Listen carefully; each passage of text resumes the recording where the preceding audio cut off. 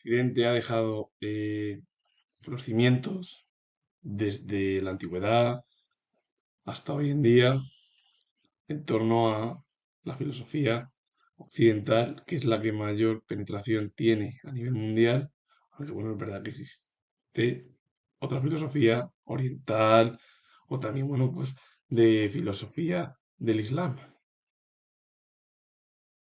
El neotomismo, forma teológica del idealismo moderno, los neotomistas admiten la realidad suprema del ser puro como el principio espiritual. El mundo material es algo secundario. Vamos a ver el neotomismo, lo que hablaba Tomás de Aquino, igual que Agustín de Hipona, esto lo digo yo siendo historiador, hablaban de la filosofía cristiana. ¿Qué pasaba? Que la filosofía cristiana daba mayor importancia al mundo de arriba, el mundo del cielo, el mundo de Dios, y el mundo de los sentidos, el mundo sensible era secundario, porque según lo que hablaba el cristianismo es que el alma iba a subir y que el cuerpo desaparecía. Es decir, que lo material que es el cuerpo o cualquier otra estructura en el mundo que está en el mundo de los sentidos o el mundo en el que vivimos, eso es secundario para el cristianismo. Pues el neotomismo es al final es recoger las políticas filosóficas o la filosofía del pensamiento medieval.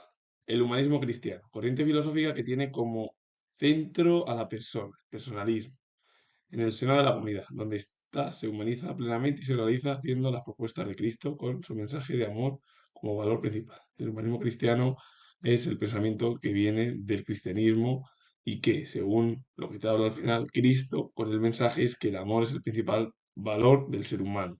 ¿Qué te habla del humanismo cristiano? Que es el personalismo. El personalismo al final, que es corriente filosófica que pone en el centro de su atención la persona humana, es decir, al ser humano. El ser humano es el centro.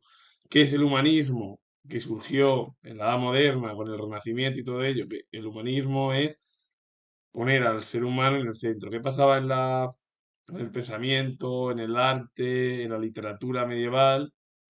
Por poner varios ejemplos, siendo historiador, ¿qué hablaban? Pues que Dios era el centro del universo en el periodo medieval. Eso cambia, ya la estructura de la moderna es el ser humano. Luego ya, a partir de finales de la Edad Moderna, que es con la Ilustración, el siglo de las luces, la situación ya es totalmente diferente. Es una crítica hacia los dogmas y hacia las estructuras monárquicas absolutistas que existían en el continente europeo.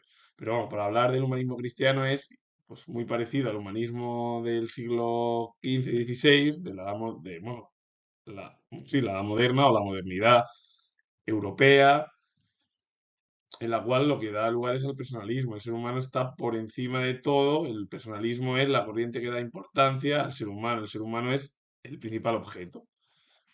Ese es el cambio que se produce, que hoy en día eso sigue existiendo. Y la metafísica, ciencia filosófica con rigor lógico y teórico y que va más allá de lo físico. Es el estudio de las causas y los orígenes. La metafísica es lo que va más allá de las ideas que se ven a través de los sentidos. Bueno, pues se puede hablar de, bueno, pues de la ontología, es decir, el mundo ontológico, lo que no se ve, es decir, pues todo ello, es decir, que es lo que hablaban muchos de los filósofos desde la antigüedad. Es decir, son ideas que no se ven en lo físico. Por ejemplo, si tú hablas de una planta, a lo mejor lo que puedes llevar a cabo con la metafísica es realizarla una estructura más allá de lo que se puede imaginar en el mundo sensible, es decir, si tú lo tocas, si tú lo ves la estructura, pues la metafísica es ir más allá de lo que se encuentra, que es lo físico.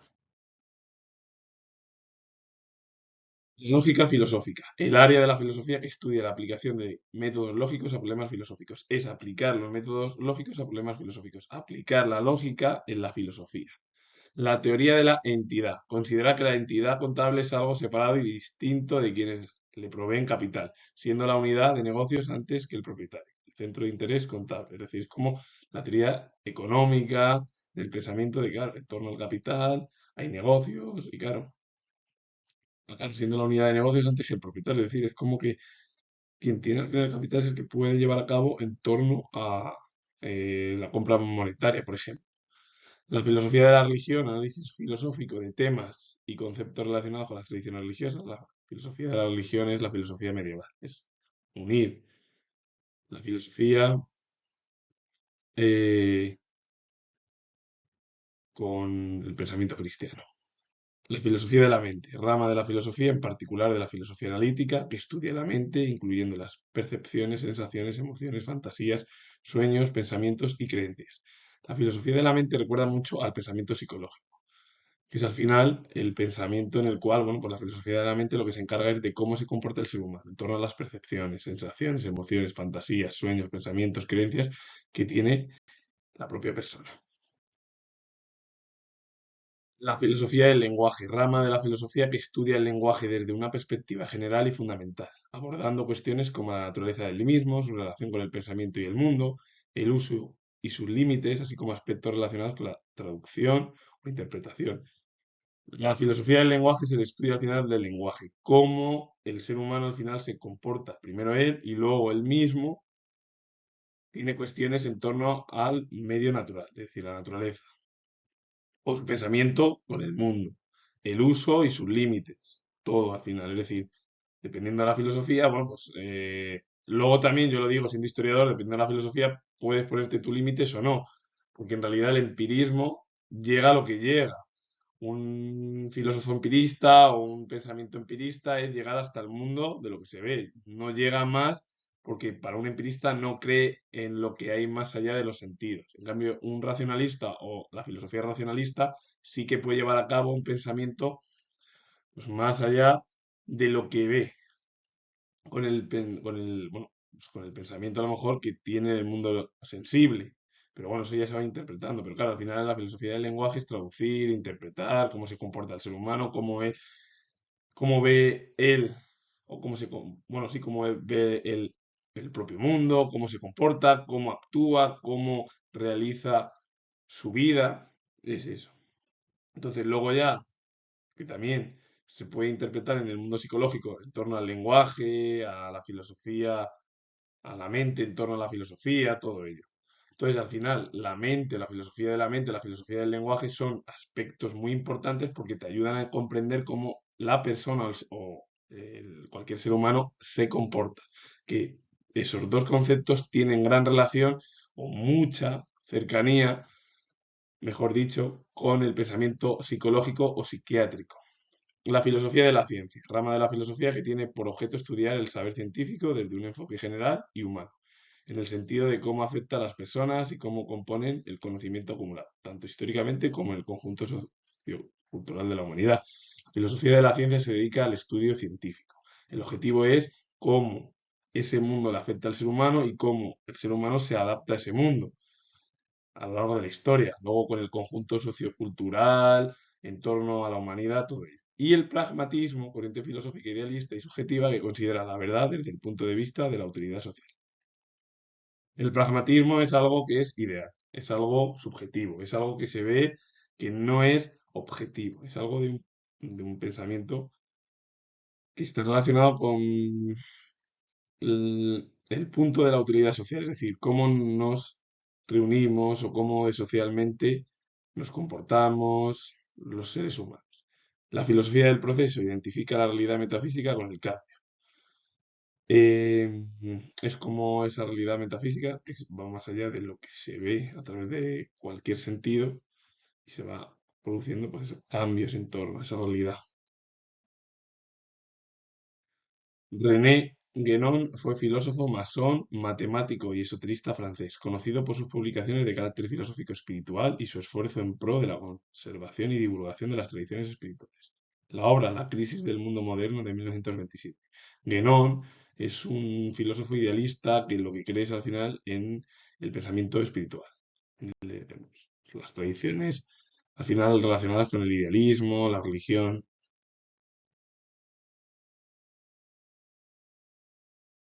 Jacques Maritain fue filósofo católico francés, defensor del neotomismo, desde donde se edificó una metafísica cristiana denominada filosofía de la inteligencia y del existir, principal exponente del humanismo cristiano y uno de los padres de la democracia cristiana. La obra es Art and Poetry, de 1943.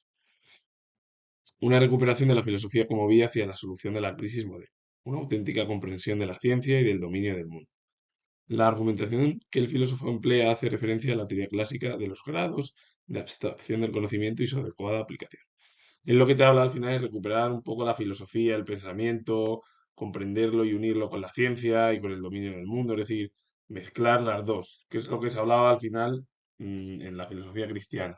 Él, el propio Maritain, es un defensor al final del cristianismo, del humanismo cristiano, del pensamiento de la cristiandad, de la religión, y él lo que te habla al final es argumentar todo el espectro filosófico para Maritain en la estructura de que ciencia y religión se pueden unir, es decir, el mundo está comandado para muchos de los cristianos, es la opinión además de Maritain y otros más, y sobre todo más relacionado con el idealismo, primeramente porque el empirismo nada tiene que ver, primero yo lo digo así, ser racionalista es ir más allá de las cosas que ves en tu vida real, que es el mundo sensible, el mundo llamado mundo ininteligible. Bueno, pues el neotomismo, que es recuperar el pensamiento tomista de Tomás de Aquino, en el cual unir ciencia con religión, que es lo que hablaba el cristianismo medieval, pero vamos, lo hacían la gran mayoría de los filósofos en aquel momento y luego otros filósofos católicos. Maritain es católico, pero es unir los dos pensamientos, que para Maritain se pueden conjuntar tanto el pensamiento científico como el pensamiento religioso. Esa es la opinión de ese filósofo. Pero vamos, de la gran mayoría de los filósofos idealistas. Etienne Gilson fue filósofo e historiador de la filosofía, destacó en la neoescolástica y especialista en el filósofo Tomás de Aquino. La obra El espíritu de la filosofía medieval de 1962. Gilson al final es un neoescolástico en el cual, bueno, la filosofía escolástica es el pensamiento tomista, el pensamiento aristotélico. Luego ya en el humanismo se recuperó la filosofía platónica, todo ello. Pero vamos, que es unir filosofía religiosa con, razón y fe. Para resumir lo que hablan los dos filósofos franceses. Enrique de Gante fue filósofo y teólogo belga que perteneció a la escolástica medieval, conocido años después por el nombre de Doctor Solemnis. Ingresó en la vida religiosa y participó activamente en la polémica sobre la obligación de la confesión. Enrique de Gante es uno de los filósofos más destacados del mundo de la escolástica y bueno, era lo que penetró con la filosofía cristiana. Josep Marechal fue filósofo, psicólogo, teólogo y sacerdote jesuita belga, enseñó en el Instituto Superior de Filosofía de la Universidad de Lovaina y fue el fundador del pensamiento denominado tomismo trascendental. El objetivo al final de Marechal era fusionar el pensamiento de la teología tomista con el pensamiento filosófico de Kant. ¿Qué es lo que se intenta o intentan hacer muchos de los filósofos o el idealismo contemporáneo? Unir las dos versiones, que es razón y fe, que es lo que hablan al final Maritain, Gilson, Marechal o el propio Enrique de Gante, que hablan de las dos versiones, razón y fe. Bueno, ese es el pensamiento, que es el idealismo hoy en día. Para más o menos dejarlo más resumido, el idealismo es pensar que hay dos, que hay un espíritu, que hay algo que existe para muchos de los filósofos idealistas. Para los filósofos empiristas es totalmente diferente. La filosofía analítica es totalmente anglosajona, eso está claro. Pero, como sucede en la filosofía continental o de Centro Europa, también hay figuras que se acercaron al idealismo, como fueron Thomas Hill Green, que fue filósofo británico, obra Lecturas sobre los principios de la obligación política de 1895. Bernard Bosanquet fue filósofo e historiador de la estética y teórico político británico, influyente en materia de políticas sociales a finales del siglo XIX y principios del siglo XX en todo el país. Y la obra es el principio de la individualidad y el valor de 1912. O Francis Herbert Bradley fue filósofo británico, máximo exponente del idealismo absoluto, un pensamiento históricamente situado en el marco del idealismo alemán, que derivó de la obra de, pues, pensamiento del idealismo es del alemán Hegel. La obra de Bradley es Apariencia y Realidad, de 1893. Siempre va a haber filosofía, que es la analítica, que es la cultura anglosajona, que es, pues, al final todo lo que es el idioma británico, es decir, todas las islas, Canadá, pues Estados Unidos, Nueva Zelanda, Australia, bueno, todo ello es más analítico, pero eso no quiere decir que haya filósofos como Berkeley, que Berkeley coincidió con Locke y Hume, y Berkeley hablaba del idealismo subjetivo en torno a un pensamiento contrario al empirismo que hicieron sus congéneros. Principalmente, bueno, pues hablando de Hume, que Hume es el paradigma del empirismo y Hume es al final es el cimiento empirista en la filosofía. Locke fue el que plasmó junto con Francis Bacon, en torno al siglo XVI, XVII y XVIII, que fueron los tres, tanto Francis Bacon, John Locke como David Hume, que plasmaron la cultura del empirismo, que fue al final en el mundo anglosajón. Bueno, pues tres filósofos destacados se acercaron al neoidealismo, al pensamiento hegeliano alemán.